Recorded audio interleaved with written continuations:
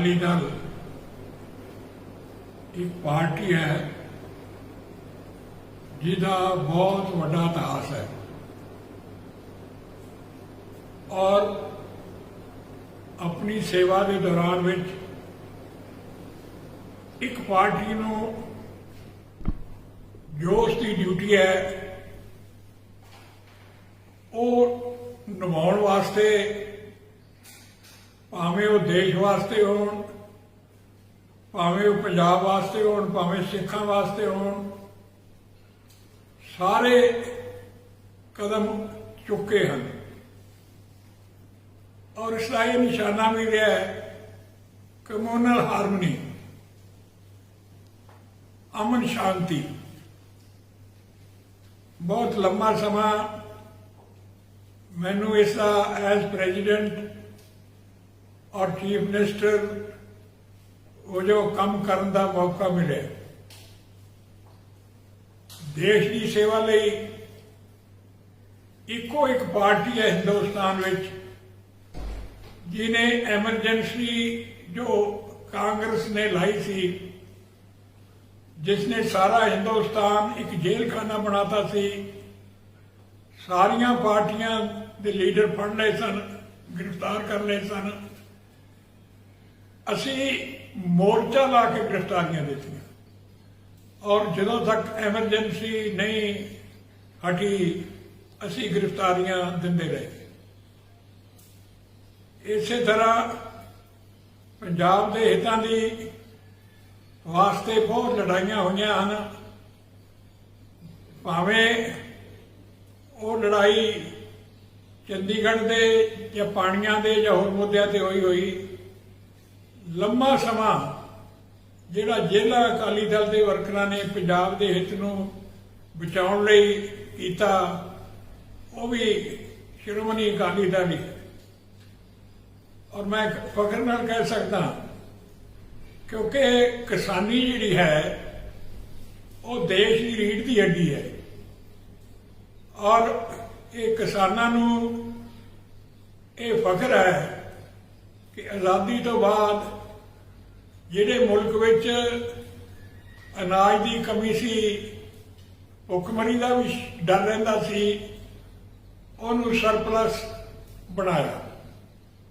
किसानी के हितों नूं असी हमेशा क्योंकि किसानी का रोल देश वास्ते बहुत वड्डा है उहदे वास्ते भी कीता। और हुकूमत जो होंदी है वो ये नहीं कि फौरन जिहड़ियां गल्लां सामने है वो सोच के फैसले लवे पर लंबे समय की सोच चाहिए है कि लंबे समय में आपां नूं की चाहिए। मैं फखर नाल कह सकदा कि जिहड़े असीं फोकल पॉइंट बनाए सन हर 3-4 पिंडां बाद एक मंडी सी जो मंडियां ना बनदियां जिवें कि अज दूजे सूबे है नहीं हरियाणा पंजाब च है तो पंजाब का अनाज चक्या नहीं जाना सी इन्हां मंडियां तो। और वो फोकल पॉइंट जिहड़े सन हुण उत्थे परचेज सेंटर बने न उत्थे होर भी एक्टिविटी सी वो भी असी इत्थे बनाईयां। और सब तो वड्डी गल जिहड़ी कीती जिहड़ी साडे वास्ते कि किसान दे जिहड़े खेती के खर्चे सन सब तो वध बिजली ते हुंदे सन। ट्यूबवैल जिहड़े लगे सन इन्हां दा जो खर्चा सी कोई 6000 करोड़ रुपया बिजली बोर्ड तो उदों भी ज़्यादा हो गया होना ये किसानां नूं देना पैंदा सी। पहली सरकार है हिंदुस्तान विच जिन्हें वो बिजली के बिल जिहड़े माफ किए कल्ले बिजली के नहीं नहरी पानी भी मुफ्त दिता। इतों तक कि मामला जिहड़ा है लिया जाता सी वो भी खत्म किया। मेरा कहने तो मतलब जिहड़ा कुछ सरकार किसानां तो लैंदी सी वो सारा कुछ बंद करता। होर भी दुकानदार वास्ते इंडस्ट्री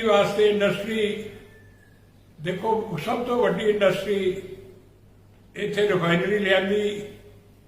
ਮੈਨੂੰ ਬੜਾ ਦੁੱਖ ਹੈ ਕਿ ਸਾਡੇ ਮੌਜੂਦਾ ਜੋ ਚੀਫ ਮਿਨਿਸਟਰ ਹਨ ਉਹ ਕਹਿੰਦੇ ਸਨ ਕਿ ਇਹ ਇੱਕ ਚਿੱਟਾ ਹਾਥੀ ਹੈ।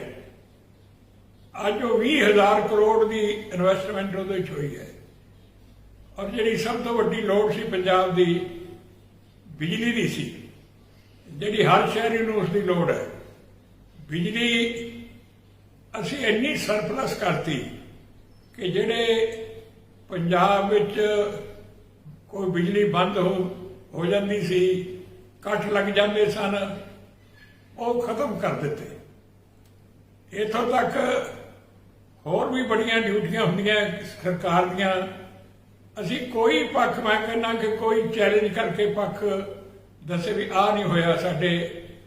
ਇੱਥੋਂ ਤੱਕ ਕਿ ਧਾਰਮਿਕ ਪੱਖ ਵੀ ਇੱਕ ਬਹੁਤ ਵੱਡਾ ਪੱਖ ਹੈ। ਭਾਵੇਂ ਕੋਈ ਧਰਮ ਹੋਵੇ, ਇਹ ਵੀ ਯਾਦਗਾਰਾਂ ਜਿੰਨੀਆਂ ਸਨ ਧਾਰਮਿਕ ਜਾਂ ਪੰਜਾਬ ਦੀ ਬਹਾਦਰੀ ਨਾਲ ਤਲਕ ਰੱਖਣੀਆਂ ਵਾਲੀਆਂ ਸਨ।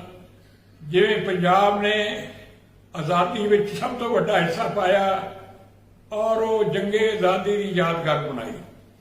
ਸਾਡੇ ਪੰਜਾਬੀ ਫੌਜੀਆਂ ਨੇ ਬਹੁਤ ਯੋਗਦਾਨ ਪਾਇਆ, ਉਹ ਵਾਰ ਮੈਮੋਰੀਅਲ ਬਣਾਇਆ। ਧਾਰਮਿਕ ਤੌਰ ਤੇ ਬੰਦਾ ਸਿੰਘ ਬਹਾਦਰ ਦੀ ਕੁਰਬਾਨੀ ਦੇਸ਼ ਵਾਸਤੇ ਬਹੁਤ ਵੱਡੀ ਹੈ। ਉਹ ਵੀ ਯਾਦਗਾਰਾਂ ਕਿੰਨੀਆਂ ਕੁ ਦਾ ਮੈਂ ਨਾਂ ਲਵਾਂ, ਕੋਈ ਇੱਕ ਵੀ ਨਹੀਂ ਰਹਿ ਗਈ ਜਿਹਦੀ ਯਾਦਗਾਰ ਨਾ ਬਣਾਈ ਹੋਵੇ। ਇੱਥੋਂ ਤੱਕ ਕਿ ਸ਼ਰਧਾ ਸਾਡਾ ਦੇਸ਼ ਜਿਹੜਾ ਹੈ ਇਹ ਧਾਰਮਿਕ ਰੁਚੀਆਂ ਰੱਖਣ ਵਾਲਾ ਦੇਸ਼ ਹੈ। ਔਰ ਇਹ ਧਾਰਮਿਕ ਤੌਰ ਤੇ ਕੋਈ ਧਰਮ ਹੈ ਜਿਸ ਨੂੰ ਉਹ ਮੰਨਦਾ ਹੈ।